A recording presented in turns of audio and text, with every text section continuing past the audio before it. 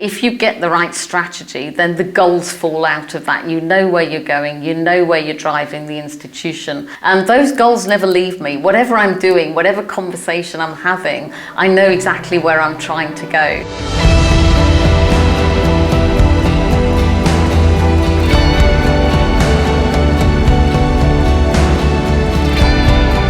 Hello, my name's Nathan Brake. I'm the Creative Director of VidMedia, a creative contents agency. It's my privilege to welcome you to Legacy Conversations.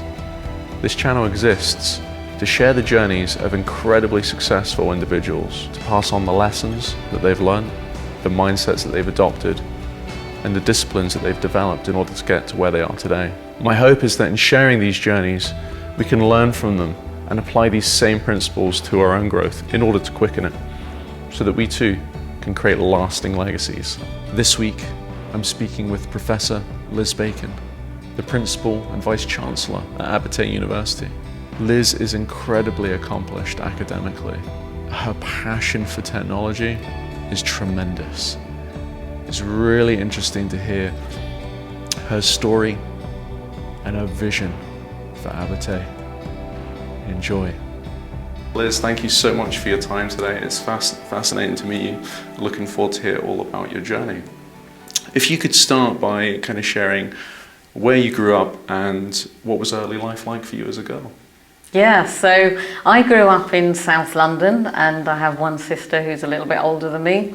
My parents were great. They were quite strict, but they were very supportive parents.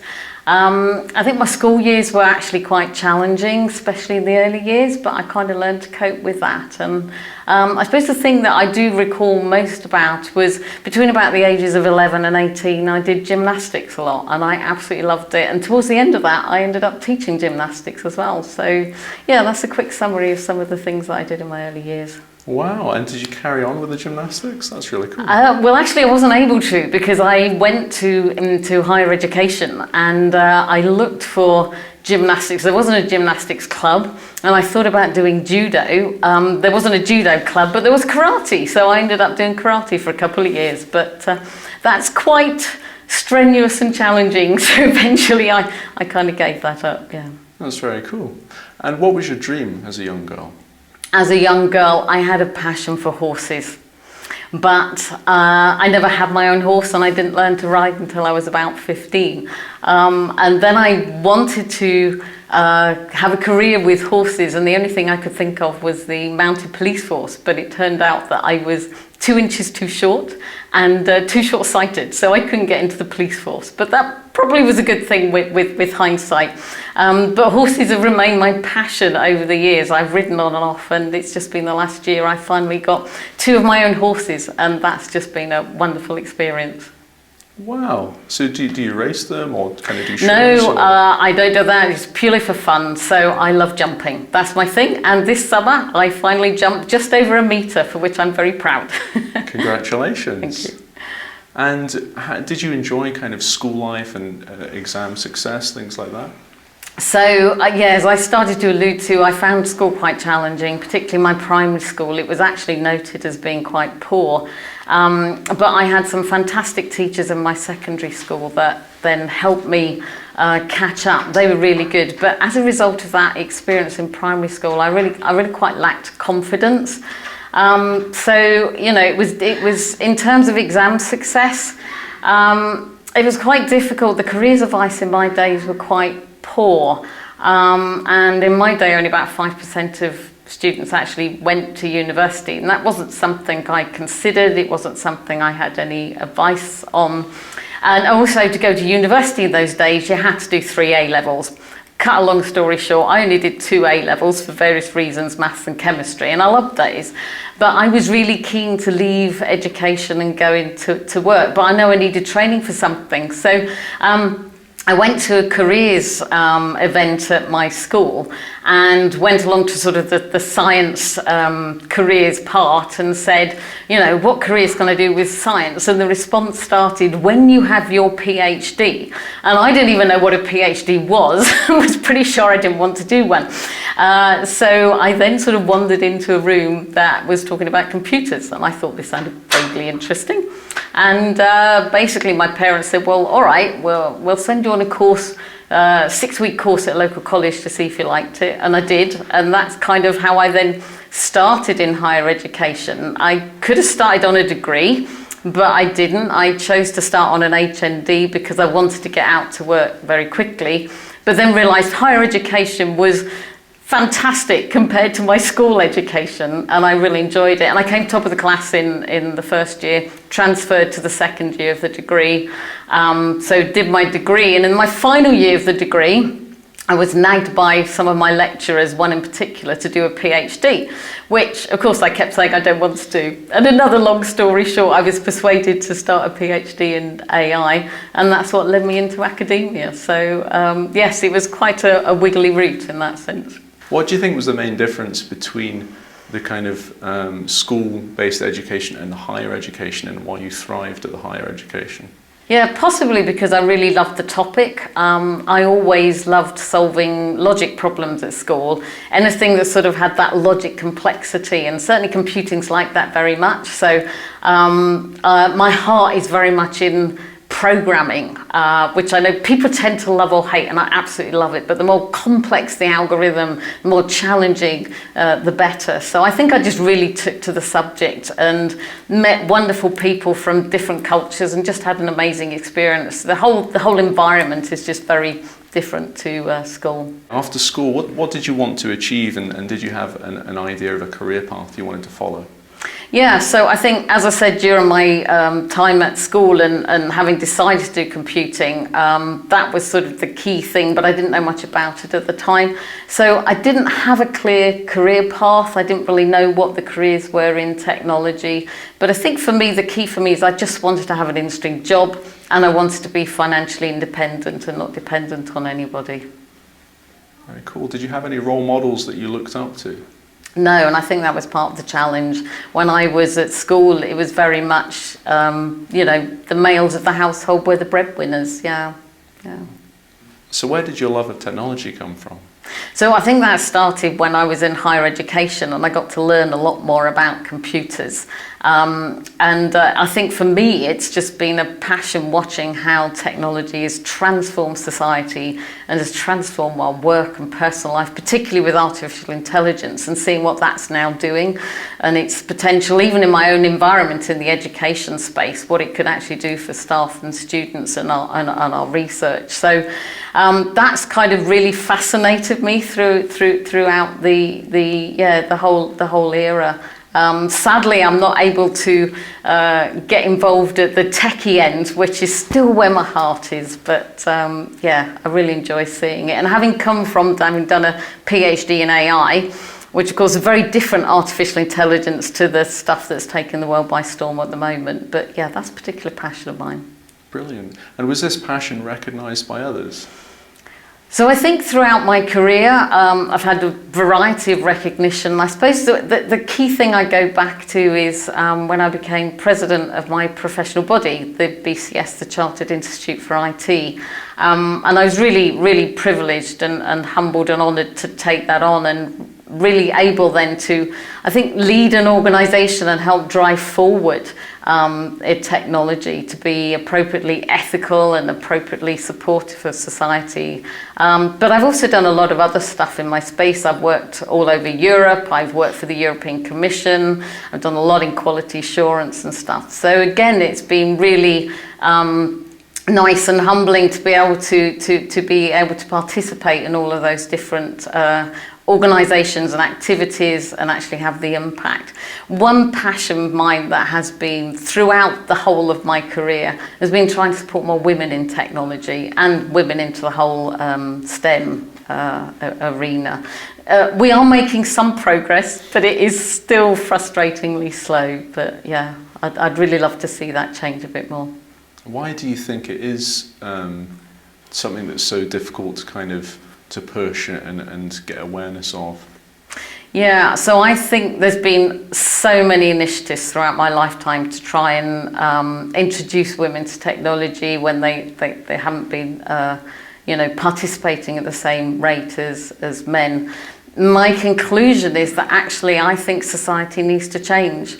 I think we have too many stereotypes. So we have gender reveal parties, we have boys' toys, girls' toys, we have traditions about blue for boys, pink for girls. It's been shown that careers advisors, consciously or unconsciously, will steer boys to typical boys' careers and girls to typical girls' careers. And I think we have to really reflect as a society how we can bring our kids up with equal representation and not have that bias. And I think until we tackle that, it's going to be a very difficult problem to solve. Was there ever any point in your kind of younger development where you felt any resistance to wanting to develop into technology? No, not at all. I mean, actually, interestingly, at school, because in my day you had to split, you were either sort of an arts person or a science person. I wasn't allowed at A-level, for example, to take maths and English. That simply wasn't acceptable. It sounds bizarre these days, but those were the rules. So you were kind of categorised into a sciencey person or an arts person, and so I chose the science, and yeah, we had a full support. But actually, my last few years at school, between the ages of 14 and 18, were actually at a girls' school. And I think, again, statistically it's been shown that women in girls' schools will tend to thrive more in STEM and science than in a mixed school for some reason. Yeah. Where did your kind of love of teaching when did that kick in, and where do you think that came from? Yeah, so good question. So when I was young, as I said, I quite lacked confidence, and really that continued with me into my early 20s. So I was quite shy. I have to be honest, the thought of public speaking was beyond terrifying. And so teaching was never a profession that I ever considered. But of course, having gone into academia, that's what you do in academia. And actually, it was a wonderful place for me as somebody who lacked confidence to be able to thrive in that environment. And I think I'd have to say that there's nothing quite like seeing a student's face light up when they've suddenly grasped the concept that you're trying to explain to them. You know, that light bulb moment, it's just so satisfying and it's wonderful for the student. So that to me is kind of really one of the most rewarding things about teaching, but generally just making a difference to students. And certainly that's something here at Abertay. It's what attracted me to Abertay, that we have a lot of students from disadvantaged backgrounds, you know, who perhaps been in care. We have a lot of mature students, and really helping to transform their lives, you know, which is absolutely something I believe education can do. It can take people out of poverty and give them really, you know, fantastic, interesting, well-paid careers. And that's really what we're about at Abertay. And so turned out to be the profession for me, but not something I ever forecast when I was young. Did you ever have a mentor at any stage, and what value do you see in mentorship?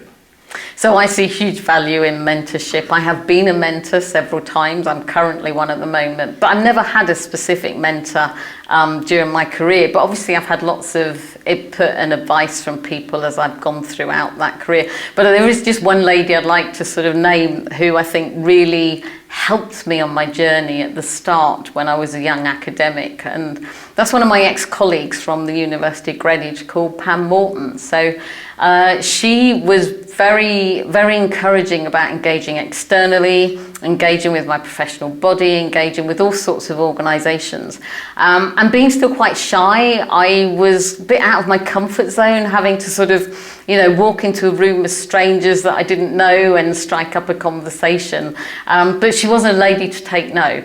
And so I knew her advice was incredibly valuable.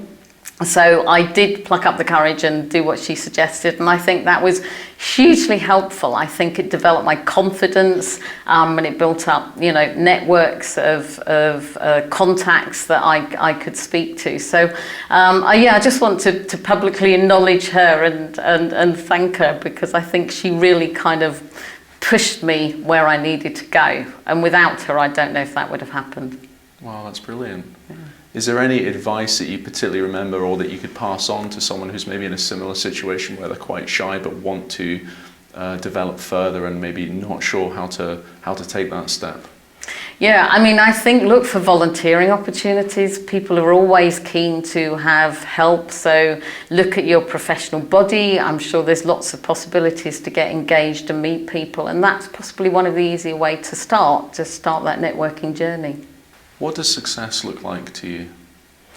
So I think success varies at different stages of your career. So, if I look back to my past, perhaps, doing top quality publications of my research would have been a success. Also, when I was president of my professional body, helping to move the profession forward. But I suppose, what does success look like for me now? I very much focus on Abertay University, and by extension seeing our staff and our students and our alumni succeed. Graduation is just the most wonderful day of the year. Seeing students achieve and go across the stage and celebrate with their family and friends, it's just magical. And they then join a group of over 40,000 alumni that we have from Abertay University over the last 30 years. So yeah, seeing them succeed is absolutely the best. As a leader, what have you seen that works well and also what doesn't work well? Yeah, interesting. So I suppose throughout my whole career, I've very much observed how other people have led, and I've observed what I've seen has worked well and what I've seen has worked less well. So I suppose in academia, in terms of leadership, what I really don't think works well is an authoritarian approach to leadership. I recognise sort of perhaps in armed forces you need that style of leadership, it's important.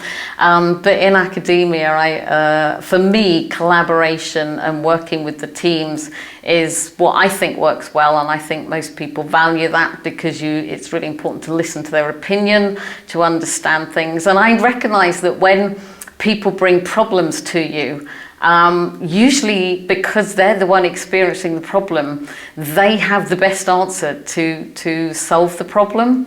And so listening to their approaches and their solutions. Sometimes I think as a leader, what I need to do is just help oil the wheels and then get out of the way while people do the job, and make sure that people have got the best setup to support them in delivering. But, listening to people, hearing their challenges and helping them to succeed and making sure that they get, the appropriate development is really what I think it's about, yeah. Very nice.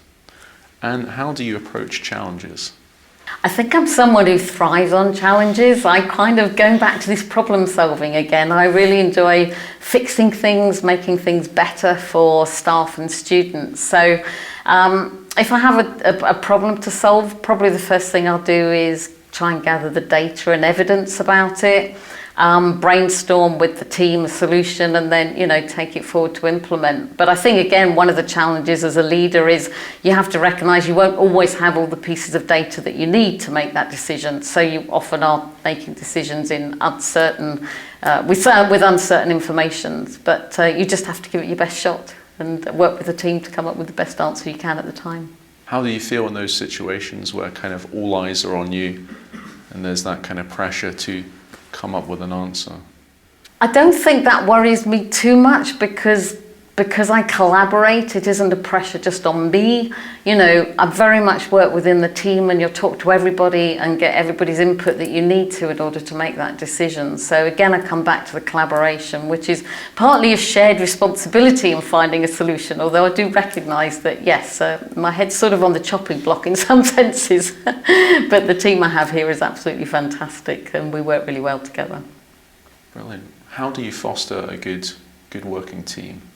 So I think it's really bringing fresh talent in, making sure that you're open, you develop a culture of openness and discussion and debate, because I really believe that getting diverse inputs into the conversation so that you can really as a team come up with the best answer is the best way forward for me. Hearing all those different thoughts. And one of the things we have at Abertay, which was set up a few years ago, is the concept of lead voices. So we have people who are leading, who have certain characteristics, for example, they may have had maternity leave, and so understanding what it's like for someone who's on maternity leave, and we bring them into all of the key committees and thinking that we have to make sure that we have all those different perspectives. And I think people value that, value being listened to and heard, and then we hopefully as a team get the best outcomes. So in the industry of computer and technology, I imagine there's a high rate of kind of change. How do you navigate that change and kind of stay ahead? Yeah, I think for me personally, I have certain channels I tap into and I'm an avid reader, but in terms of how we manage that at Abertay, you may be aware we have, technology is absolutely our strength. So we're number one in games, have been for years in Europe, top 20 worldwide, and our cybersecurity isn't far behind. So technology is something that we're very focused on, but across all of our programs, what we try to do is make sure that we get input from industry, we try to make sure that we remain at the leading edge, and we actually keep our programs up to date and ensure that our students are going to graduate with the tools they need. And I think looking to the future, one of the things that I'm passionate about, because of the way generative AI is impacting everything and it's going to impact the workforce, is to make sure that our students graduate, being able to work with AI assistants and understand how technology is changing their discipline that they're interested in, because that's going to be so important for getting a job in future. Yeah. So you're incredibly accomplished in your career. What would you say motivates you? I think without questions our students and our staff, helping them to achieve is just, as I said before, the most amazing experience, watching them go from, deprived background through to a fantastic career, and then giving back. We have a wonderful alumni here and people are very keen to come back and work with students, mentor them, give guest lectures. So I think it's a really sort of wonderful family community, and watching that cycle happen is just great. How do you go about setting goals and remain focused on them? Yeah, so the university has a 5-year strategy, and we're literally reviewing it for launching our new strategy for 2025 to 2030. So we're absolutely considering that at the moment. For me, a strategy has to have meaning. It's not something that just sits on a shelf. And if you get the right strategy, then the goals fall out of that. You know where you're going, you know where you're driving the institution. So I think for me, knowing the direction of travel is really important, and those goals never leave me. Whatever I'm doing, whatever conversation I'm having, I know exactly where I'm trying to go. So, but having the input obviously to those goals from all of our stakeholders, not just staff, students and our court, but our alumni, industry, etc., is really, really important. But of course you have to recognise that the world is changing very quickly.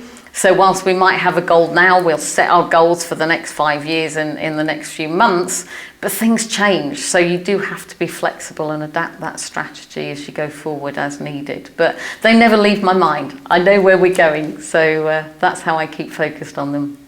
So how do you set the culture for Abertay University and make sure it kind of stays on track? Yeah, I'm quite passionate and proud about the culture that we have. I think we have because we're quite a small institution, we have a very close-knit family of students and staff that really work well together. And I think getting their buy-in to where we're going in terms of the strategic direction is really important. But again, I come back to being open and inclusive. And the values that we have here at Abertay are really important, and there's too many to list, but I suppose I would pull out sort of excellence in all its forms. But on the personal side, I can come back to that sort of collaborative approach, and for me the one that's really important is caring about each other, supporting students, being kind, treating people as you wish to be treated. That for me is really trying to foster that culture, and I think that's really what we've managed to achieve. But I think also working with the culture of actually working with our local community.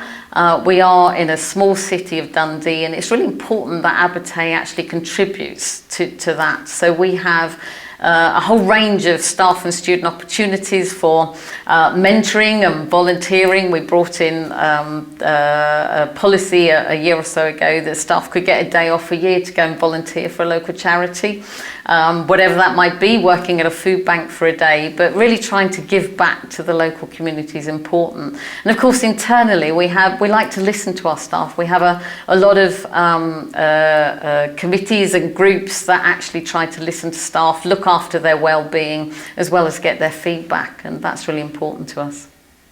Brilliant. What would you say attracted you to Abertay, and has it changed a lot in your time of being principal here? So I think what attracted me was very much what's in the DNA of Abertay, which is really helping people from disadvantaged backgrounds, transforming their lives and actually giving them a whole different potential outlook on life and career. So Abertay's been doing that for a long time. In terms of has it changed as a principal, well, I'm kind of just over 2.5 years in. I'd like to say it has, but we've come out of a pandemic and there's lots of things different, but just say that passion for supporting students and giving them opportunities is absolutely there. And I suppose one of the things we are doing in our strategy is not just focusing on Dundee. Dundee is our heart, it's our core, but actually we're now looking at taking our Abertay degrees out to students in other parts of the world who perhaps can't afford to come and study in Dundee. So working with educational partners across the world to deliver Abertay degrees locally and give those students the same opportunities that the students in Dundee and in Scotland have had. Wow, that's a fantastic vision. I like it. Yeah. Very cool. What would you say has been the greatest learn of your career so far? So I suppose taking opportunities, pushing yourself out of the comfort zone, because that for me has been so valuable, that I've learned so much and met so many people and been able to achieve things and help progress my my profession. So it might seem difficult at the time, but actually pushing yourself out of your comfort zone is really a valuable experience. What you learn from it can be tremendous. As someone who is incredibly busy, how do you manage your time? Yeah, very good question. Well, first of all, I have a fantastic team who support me, and particularly my diary. They just do a brilliant job. Otherwise, I think trying to be highly organised, keeping a dynamically changing to-do list, working hard to get the actions off that to-do list so that it shrinks rather than grows, and trying to keep on top of emails and probably working more hours than I care to admit. Wow. What advice would you pass on to your younger self? So I suppose going back to those opportunities, encouraging myself to take those opportunities. But I think the thing that probably scared me most when I was younger, when I said yes to opportunities, it was thinking I have absolutely no idea how to do what I've just said yes to. But so my advice would be, don't worry, it'll be fine. You'll learn hugely from it, and it'll be a tremendous experience. So just be confident. Love it. Kind of having such a love and a passion for technology and wanting to kind of develop that and grow that and see where that goes, how do you manage kind of that, almost, selfish is the wrong word, but that kind of I want to do this and learn that versus the I've got these responsibilities actually of managing a team, leading a university, doing all of that?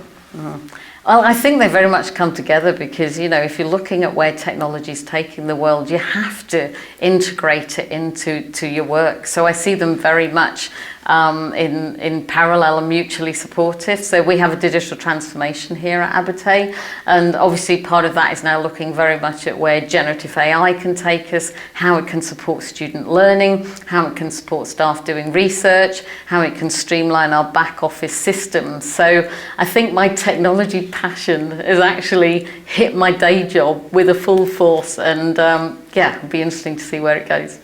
Brilliant. And in your kind of path, all the different kind of things that you've accomplished, was that always a goal, or was it just let's see what's next and where does that step go, and how did you kind of navigate that? Yeah, I think my career has very much been, let's see what happens next. I've never had a particular target or ambition. I've just taken opportunities along the way that have come along, and yeah, it's just been absolutely fantastic, and I've been hugely lucky to be where I am. And as I say, it's a huge privilege to be Vice-Chancellor of a university, but yes, never had the ambition. If someone had told me that sort of when I was younger at school, I think I would have probably been shocked and horrified, you know. Yeah. Well, that's really interesting. And with kind of accomplishing so much, is there ever been a point where you've had to compromise on something, whether it be personal relationships or time or activities, holidays, things like that? Yeah, that's good, because I do work long hours, and I have worked long hours for a long time. I don't think I've really compromised on anything, but I certainly probably haven't spent as much time with my husband as I would, and he's always been wonderful and supportive. So it's a difficult call. Yeah, it's a difficult judgment call, but I've very much always enjoyed my work. But yes, I suppose one always does look back and say, should I have done it a little bit more personally? Maybe I'd have got those horses a bit earlier. And what are you excited about for the future? In terms of so I suppose in the future, I guess very much technology, what it's going to do for us, education and the world. But I'm also excited for Abertay, because we have we're developing a new strategy, and we have huge ambitions to, grow the Abertay experience across the world, be able to work with students and support student learning, not, as I said before, not just in Dundee, but across the world. So I think it's hugely exciting times. I will happily admit that funding is always a challenge, but, that aside, I think where Abertay is going is really exciting, and where technology is going is really exciting. Yeah. Very good. And finally, Liz, what would you like your legacy to be? So I think the legacy is very much focused around when I finally retire from Abertay, which I have no intention to do so in the near future.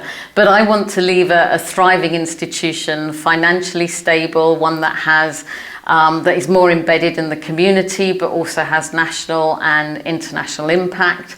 I want all our disciplines to be, the leading edge, sending students out that are absolutely work ready for, the work of the day, however technology is impacting that. So really it is very much, I think, about making sure that we are delivering for our students in all forms, wherever they're studying in the world, making sure that they're set up for a successful future. Brilliant. Liz, thank you so much for your time today. Yeah. Love your passion, love your vision. It's so good. Thank you. You're very welcome. Thank you for joining us on Legacy Conversations. I hope you've enjoyed it and found it beneficial. I'm looking forward to the next one.